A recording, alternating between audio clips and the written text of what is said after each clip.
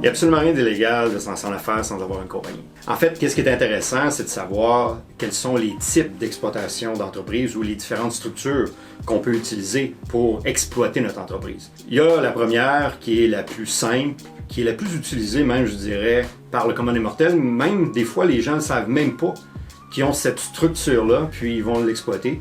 C'est la personne individuelle qui va se partir en affaires, qui va avoir 2-3 petits contrats et qu'à ce moment-là, les petits contrats vont devenir un petit peu plus gros. Cette personne-là exploite une entreprise. Elle ne fait rien d'illégal, elle exploite une entreprise.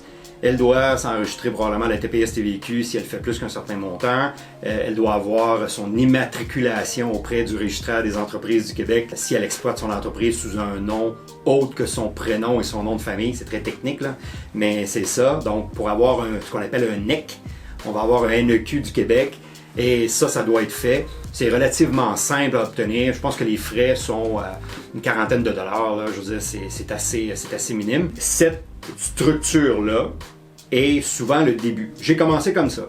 Personnellement, mon bureau d'avocat de 2002 jusqu'à 2014 était exploité individuellement. J'avais pas de compagnie, c'était Brian Robinson Avocat. Et j'avais mon NEC, j'avais mon numéro de taxe de TPS-TVQ. Et avec le temps, la structure change. L'entreprise ne change pas. La structure change, ou pourrait changer, pourrait évoluer. Donc, on arriverait vers la deuxième structure potentielle, qui là implique plus qu'une personne. C'est ce qu'on appelle la société en nom collectif. C'est un contrat entre des associés dans le but d'exploiter une entreprise, notamment, et si les associés mettent un apport commun et se partagent les bénéfices. Donc, c'est un contrat. On crée une entreprise, évidemment, à ce moment-là, mais on ne crée pas ce que j'appelle effectivement une bébite particulière. On ne crée pas une personne morale. On crée simplement une entreprise contractuelle entre deux ou plusieurs associés. Okay? Il y a beaucoup de bureaux professionnels qui vont être comme ça. Il y a beaucoup de bureaux d'avocats, de comptables, de notaires qui, historiquement, avant qu'on puisse s'incorporer, utilisaient cette structure-là et l'utilisent encore pour des raisons d'efficacité plus que d'autres choses. Donc, si on est plus qu'une personne, on a cette option-là, c'est-à-dire la société en nom collectif. Et la troisième structure, qui, encore une fois, pourrait être évolutive d'une des deux, ou même les deux, d'une certaine façon, on va clôturer ça avec la structure suprême, qui est la compagnie, ou la personne morale, ou la corporation, ou la société par action, c'est tous des synonymes. Donc, cette compagnie-là est littéralement la structure qui va nous permettre de peut-être sauver de l'impôt.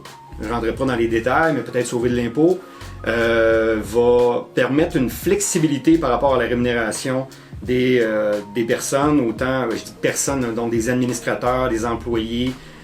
Les actionnaires vont investir dans la société en contrepartie d'un rendement, peut-être en contrepartie d'un droit de vote ou un droit dans la valeur de l'entreprise. On va mettre un peu en place une structure qui va être ce qu'on appelle un capital action, une structure qui va être custom made, excusez l'expression anglaise, mais qui va être vraiment faite sur mesure pour les individus qui sont dans mon bureau.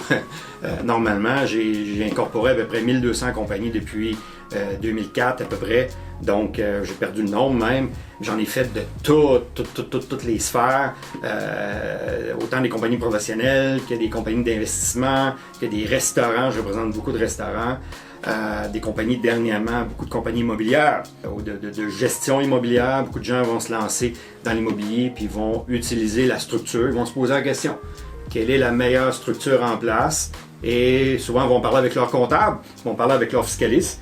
Et fiscalement, ça va valoir la peine justement de payer un peu plus cher pour la structure, de payer un peu plus cher pour la structure d'une compagnie, mais qui va être automatiquement la meilleure structure.